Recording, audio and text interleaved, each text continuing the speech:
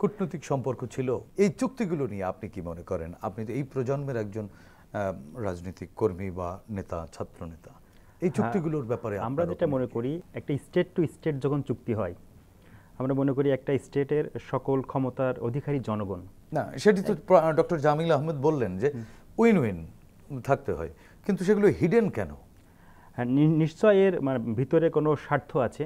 যারা ক্ষমতায় থাকতে চায়, অন্যের ক্ষমতায় আশ্রিত হয়ে ক্ষমতায় থাকতে চায়, তাদের ক্ষেত্রে এরকম দেখা যায়। বর্তমান সরকার তো আর সেই সিচুয়েশনে নাই যে দীর্ঘদিন থাকতে চাই এগুলো হাইড অ্যান্ড সিক রেখে। তো বর্তমান সরকারের তো হাতে সুযোগ ছিল এগুলো ডিসক্লোজ করা। এখানেও আমাদের বক্তব্য আছে। এর আগেও কিন্তু এই সরকার আসার পরেও কিন্তু আমরা দেখেছি যে একটা মিয়ানমারের সাথে যে চুক্তিটার বিষয়, যে রোহিঙ্গা প্রত্যাবর্ষণ নিয়ে বা যে কথাবার্তা হয়েছে, তো আমরা মনে করি যে একটা দেশের সাথে যখন একটা দেশের চুক্তি হবে, তখন আমার দেশের কি স্বার্থ আছে বা আমার কতটুকু লস হচ্ছে, কতটুকু লাভ হচ্ছে, এইটা জনগণের সামনে ওপেন করে সেই চুক্তিতে আমাদের যাওয়া উচিত এবং দেশের স্বার্থ বিবেচনা করেই সবসময় আমাদের চুক্তি করা উচিত। কিন্তু বিগত সময় যেটা হয়েছে বা এই সময় এই সরকার যেটা করেনি, আপনি যেটা বললেন, আমরা মনে করি দেশের স্বার্থটা সবার আগে। দেশের স্বার্থ বিবেচনা করে আমাদের সকল প্রকার চুক্তিতে দেওয়া উচিত। সে দেশ যে যত বড় দেশই হোক না কেন বা যত বড় শক্তিশালী দেশ হোক না কেন, আমরা স্বাধীন সার্বভৌমত্ব দেশ, আমাদের সাথে যখন অন্য দেশের চুক্তি হবে তখন অবশ্যই আমার দেশের স্বার্থ বিবেচনা করে, ভাইয়া যেটা বললেন win win situation. Raju Ahmed, সেটি তো হলো, সেটি তো চুক্তি তো হয়েই গেছে। What to do? এখন কি করব? এখন আমাদের এই সরকার বা আমাদের জনগণ আমাদের কি করতে হবে?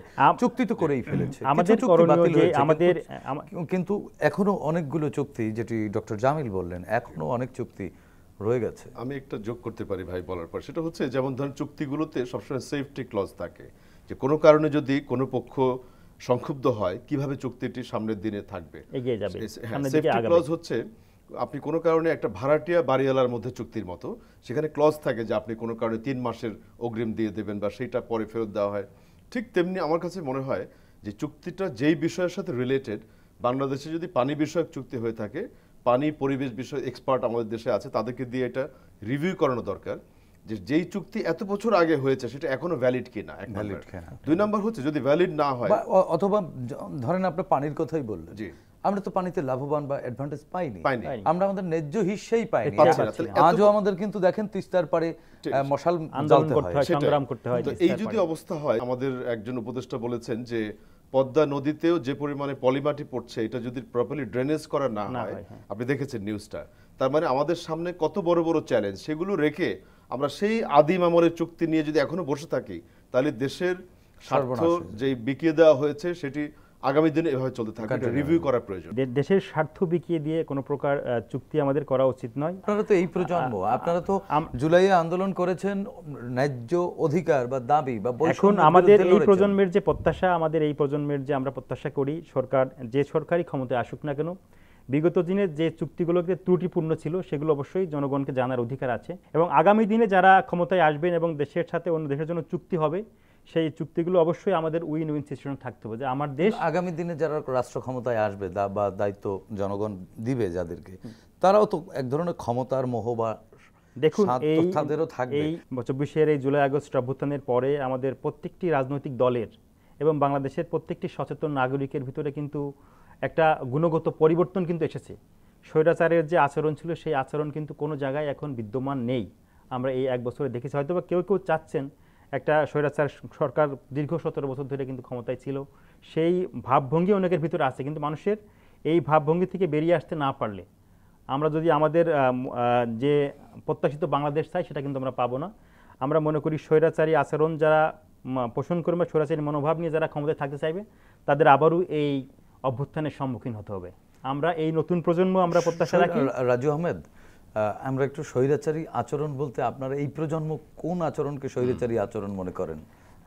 আপনি দেখেছেন যে 24-এ একটা আন্দোলন হয়ে গেছে, আমাদের কথা বলার অধিকার, মানুষের লেখার অধিকার, ভোট দেওয়ার অধিকার, সত্যকে সত্য বলার, মিথ্যাকে মিথ্যা বলার, মানুষকে যে মৌলিক যে মানবাধিকার আছে সেই মানবাধিকারগুলো থেকে বঞ্চিত রাখাটাই ছিল। মানে আপনার মতামতের আমি বিরোধিতা করতে পারবো?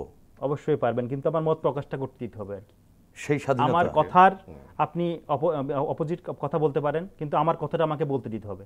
আমাকে আপনি টুটি চেপে ধরে রেখে, সাংবাদিকের কলম বন্ধ করে রেখে, সত্যকে সত্য বলার অধিকার না দিয়ে রেখে, মিথ্যাকে মিথ্যা বলার অধিকার না দিয়ে রেখে, দীর্ঘদিন অবৈধভাবে ক্ষমতায় থাকার জন্য আপনি যদি সকলের গলা বন্ধ করতে চান, তাহলে আপনাকে জনগণের সম্মুখে আসতে হবে এবং আপনি তো বাংলাদেশ নদীমাতৃক দেশ, আপনি জানবেন যে যখন অতিবৃষ্টি হয় বাঁধ কিন্তু ভেঙে যায়, সেই বাঁধ আপনি কিন্তু রক্ষা করতে পারেন না। আমাদের দেখেছি অতিবৃষ্টি বা যখন পাহাড়ে ঢল আসে তখন কিন্তু বাঁধ রক্ষা হয় না।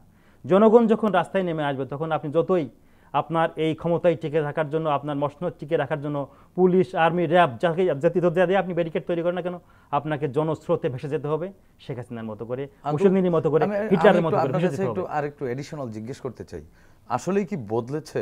মত প্রকাশ করতে পারেন? মতামত কি চাপিয়ে দেওয়া হচ্ছে না?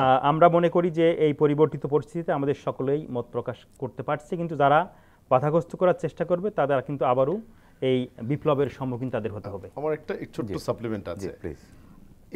এই প্রসঙ্গটা আমি খেয়াল করি, মানুষের মাইন্ডসেটের মধ্যে কিন্তু আগের সেই স্বৈরাচারী মানসিকতা এখনো আছে, অবশ্যই বিদ্যমান আছে, অনেকে আছে। হয়তো কিছু ব্যক্তি চেঞ্জ হয়েছে, কিন্তু আপনি বিভিন্ন জায়গায় গেলে দেখবেন ওই যে মানুষকে সহজে সার্ভিস না দেওয়া, একটু ঘোরানো, একটু তাকে এক ধরনের নিয়মের মধ্যে, বিধি মোতাবেকের মধ্যে ফেলে দেওয়া, এই কালচারগুলো কিন্তু রয়ে গেছে। ঠিকই আমার ছোট ভাই ঠিক বলেছে, এই কালচারের যদি পরিবর্তন না হয় তাহলে আমরা এতগুলি মানুষের রক্ত কেন দিল? এটা আমি একটু সংযোজন করি। 5 আগস্টের পরে ফ্যাসিবাদী আমলে যারা ফ্যাসিবাদী আচরণ করেছে তারা কিন্তু বিভিন্ন মন্ত্রণালয়, বিভিন্ন সেক্টরে কিন্তু এখনও গুরুত্বপূর্ণ দায়িত্ব পালন করছেন। এবং আমরা মনে করি এই 5 আগস্টের পরে এই যে সরকার গঠন, অন্তর্বর্তীকালীন সরকার আছেন, এনারা সম্পূর্ণরূপে এদেরকে সরাতে পারেননি, যার কারণেই বিভিন্ন জায়গায় আমরা হতে পারে যে আপনারা তরুণরা জোর প্রতিবাদ করেননি বলেই তারা রয়ে গেছে। দেখুন, তরুণদের দায়িত্ব তো আসলে তরুণরা কিন্তু আরেক ধরনের মোহে বা এক ধরনের উন্মাদনার মধ্যে তারা তো অ্যাটেনশন শিফট করেছে। এটাও তো আপনি এটা বলতে পারেন, যারা জুলাই আগস্ট অভ্যুত্থানের সম্মুখ সারিতে ছিল তারাও, তাদের বিরুদ্ধে অনেক এলিগেশন এসেছে, তারা হয়তো যে নৈতিক অবস্থানে ছিল। যারা আন্দোলন করতে নামলেন, আপনাদের বিরুদ্ধে কেন অভিযোগ উঠবে? না, এখন তো পরিবর্তন চেয়েছিলেন। একজন ব্যক্তিত্ব কিন্তু আপনি গড়ে দিতে পারবেন না। আপনি ব্যক্তি আবু সাইদ ভাই সৎ হবেন না অসৎ হবেন সেটা আপনার ব্যক্তিগত বিষয়। এইখানে কিন্তু আমরা দীর্ঘদিন ফ্যাসিবাদী আচরণের কারণে আমরা সবাই একটা প্ল্যাটফর্মে এসেছিলাম।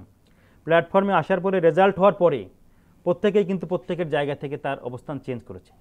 একজন ব্যক্তি যদি পরিবর্তন হয়ে যায়, সেই দায়ভার বা সেই দায়িত্ব আমি, আপনি বা ভাইয়া কেউ কিন্তু নিতে পারবে না। এদিকে স্টেশনে ট্রেন থামবার পরে সবাই আগে নাম্বার প্রতিযোগিতা যেমন হতে পারে। এই 5 আগস্টের পরে কি বিষয়টি এরকম হয়েছে? ক্ষমতার মোহে অনেকে, হ্যাঁ, মানে একদম তাই, যে আমি একসাথে ঐক্যবদ্ধ আন্দোলন করলাম, একই ট্রেনে ছিলাম, তখন আমি একটা জায়গায় আসার ক্ষেত্রে হুড়োহুড়ি করে নামতে যে বিভেদ তৈরি হলো। আপনি দেখেন এখন পর্যন্ত বিভিন্ন সময় আমরা গণমাধ্যমে দেখি যে চাঁদাবাজি চলছে, বিভিন্ন জায়গায় হাট বাজার দখল। ইনফ্যাক্ট দেখেন, জুলাই সনদ ব্যক্তি চেঞ্জ হয়েছে, জুলাই সনদ নিয়ে কিন্তু এখনো পর্যন্ত বড় ধরনের রাজনৈতিক ক্রাইসিসের আশঙ্কা আছে, এখনো আছে, মানে একদম 100% সুরাহা হয়নি, যেটা বিষয়টা হয়নি। আদৌ কি সুরাহা হবে বলে আপনি মনে করেন? এই জায়গাটি হচ্ছে সবচেয়ে কনফিউশনের জায়গা। আপনি দেখবেন যে একটা মানুষের মধ্যে কনফিউশন, যে ফেব্রুয়ারিতে যে ইলেকশনের ডেটটি ঘোষণা করা হয়েছে তার 10-12 দিন পরই রমজান।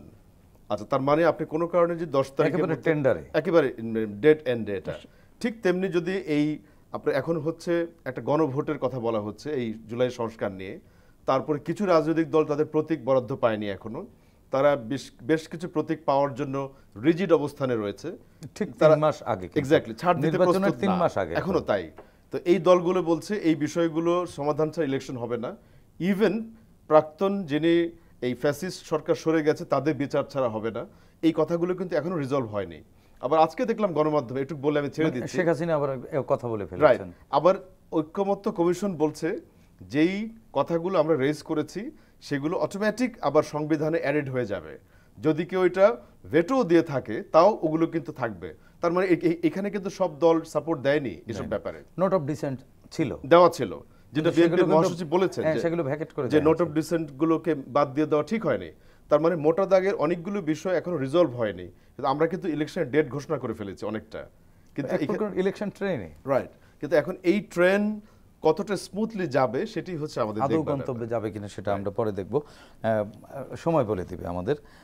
আরেকটি বিষয় রাজু আহমেদ, আপনার কাছ থেকে একটু আলোচনা শুনতে চাই। 2014 সালের একটি খবর ছিল, বিএনপির সিনিয়র যুগ্ম মহাসচিব রুহুল কবির রিজভী আহমেদ বলেছিলেন মধ্যবর্তী নির্বাচন না হলে মধ্যবর্তী সর্বনাশ হতে পারে। সর্বনাশ যা হবার তো বাংলাদেশের হয়েই গেছে, এখন সামনে ত্রয়োদশ জাতীয় সংসদ নির্বাচনে একটা সম্ভাবনার দুয়ার খুলবে বলে আমরা প্রত্যাশা করেছিলাম, সব বিভোর হয়ে আছি। ঘুরে ফিরে সেই আলোচনায় আবারও ফিরতে হচ্ছে যে 2014 সালের যে রিজভী আহমেদের যে উক্তি, সেই উক্তি এখনও তো দেখছি প্রাসঙ্গিক।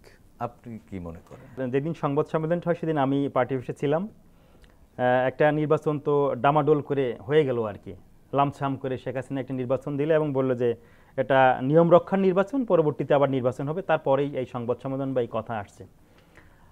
কিন্তু উনার ভিতরে কিন্তু আগে থেকেই 14 সালের আগে যখন সিটি কর্পোরেশন নির্বাচনগুলো হয়েছে, যখন 5টা সিটি কর্পোরেশন নির্বাচনে বিএনপি জয়লাভ করেছে, তখনই কিন্তু উনি বুঝতে পারছে যে আমি জনগণের ভোটে আর বাংলাদেশের প্রধানমন্ত্রী হতে পারবো না। শেখ হাসিনা তখনই উনি ভিন্ন পন্থা অবলম্বন করেছেন।